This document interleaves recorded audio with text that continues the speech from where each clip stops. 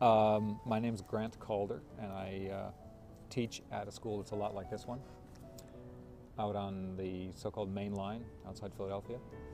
And it's another Quaker school. We call them Friend Schools. Penn Charter, this one is one of them. Germantown Friend Schools down the road. Green Street Friend Schools, same distance, a few blocks that direction. Friend Central is about 3 or 4 miles the other direction. There are several of them in Philadelphia because it was originally a Quaker colony. And I teach history, and I teach German, and I do college counseling and various other kinds of paper pushing. I teach at the secondary level, so I teach mostly juniors and seniors. And I try very hard to share my passion for my subjects with them and to give them a sense that whatever field, I mean, it's early for them to be choosing fields of study, and they're a long way from grad school at that point. But I try to give them a sense of how much fun it can be, and that that excitement about the stuff is in the end really going to be what keeps them going and carries them through, because they're not necessarily going to get lots of little encouraging pats on the back along the way. They're going to need to be self-sustaining if they're going to stay with it. And I've been teaching for almost 30 years, and I have students who get in touch every year, and students who have stayed in touch for years and years who say, hey, I really got turned on to history when I was in your class, and that's why I got an undergrad degree in it.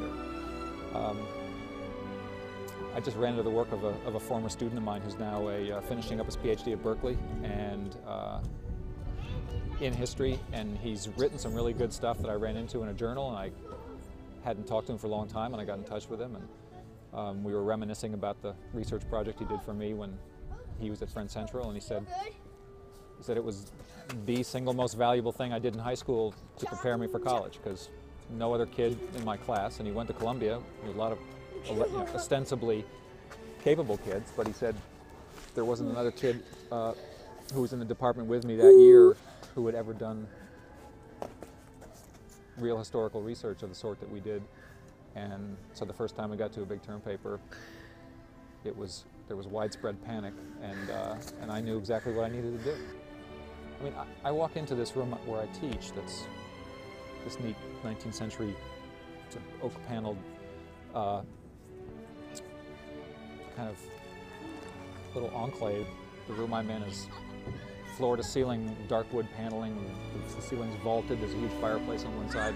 We sit around a big table. There are 15 kids in the class. It's a seminar, and I basically teach it as I would an undergraduate seminar. The kids just take smaller bites of material because they're smart kids and they can handle all the concepts. When I walk in the beginning of class, I come over from my office. Okay, the kids are often already arguing about whatever document it is that we're working on. It's just in the nature of the way the institutions are set up. I mean, there's no question if you go to class that way when you're in high school, when you get to college, it's you've seen it all before, and you're ready to just take it up to the next level, and you don't really miss a beat. My partner Susie went to a public high school in Bethlehem, Pennsylvania, and she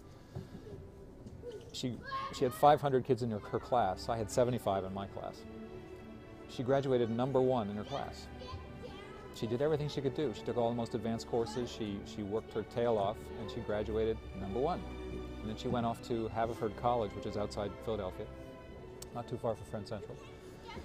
And she said she got on campus and started to go to classes and was just blown away.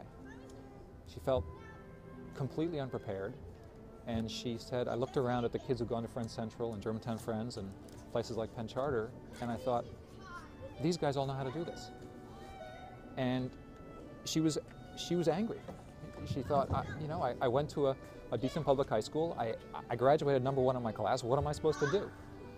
And she said it took her a full year to catch up, to feel like she was kind of, that the playing field was more or less level again, that she understood now what she needed to do, and she could kind of compete with these kids who had come out of independent schools. So it's not even that we get to choose kids who are so academically capable. I mean, we do have selective admissions, and that makes our job easier too, but a lot of it is the freedom we have to create an environment that is, in some of the best ways, similar to the environment in a small college. That doesn't mean we all teach the same way. And that's good too, because since we're not only teaching the ways that we want to teach, depending on our own personalities and our own styles, but we can, to a large degree, choose our materials and even choose topics, teach electives, and there are public high schools that are great and have some of that flexibility, but it's much harder for them to provide that kind of environment because they have a different job to do. You know, they have to educate all the kids within a certain catchment area, and school boards and unions have a lot of influence, and it's a much more hierarchical and systematized